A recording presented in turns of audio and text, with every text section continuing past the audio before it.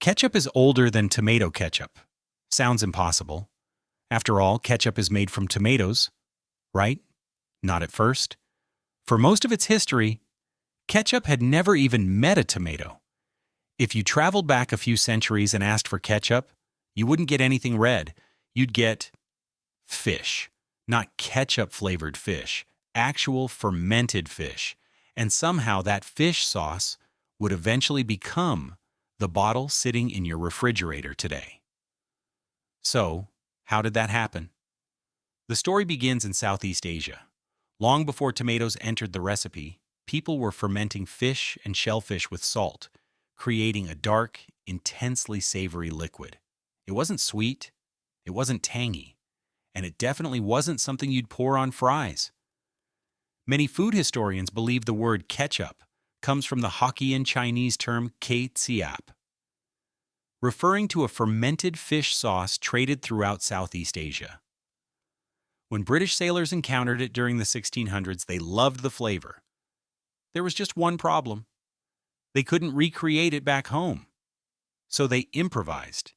And this is where the story gets strange. Instead of fish, they started making ketchup from mushrooms, then walnuts, then oysters, sometimes anchovies, basically, whatever they had available. By the early 1700s, English cookbooks were filled with ketchup recipes, yet not one of them used tomatoes. Not one.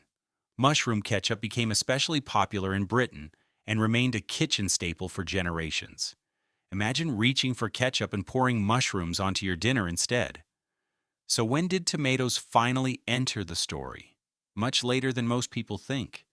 At the time, tomatoes were still relatively new to many English-speaking kitchens. Some people even believed they were poisonous, hardly the obvious choice for a condiment. Then, in 1812, a Philadelphia physician named James Mees published what is widely considered the first known recipe for tomato ketchup. He even called tomatoes love apples. But don't picture the ketchup sitting in your refrigerator. His recipe contained tomato pulp, spices, and brandy. No vinegar, no sugar. It spoiled quickly and tasted nothing like modern ketchup. But here's the part almost nobody remembers. Tomato ketchup didn't immediately take over. For decades, mushroom ketchup, walnut ketchup, oyster ketchup, and tomato ketchup all existed side by side. They weren't different condiments. They were competing versions of the same idea. Somewhere in a 19th century pantry, tomato ketchup quietly won a competition most people never knew happened. There was still one final obstacle. Early tomato ketchup spoiled far too quickly. People didn't trust it. Then came Heinz. By increasing the vinegar content, refining the recipe, and producing ketchup consistently at scale, Heinz helped transform tomato ketchup from a fragile homemade recipe into a product families could keep on their shelves. That version spread across America, and eventually, across the world. So the next time you squeeze ketchup onto your fries, remember what you're actually holding.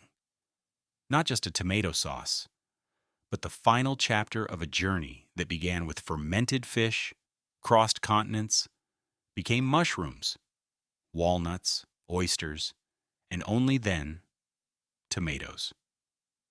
The tomato didn't create ketchup. Ketchup was waiting for tomatoes to catch up.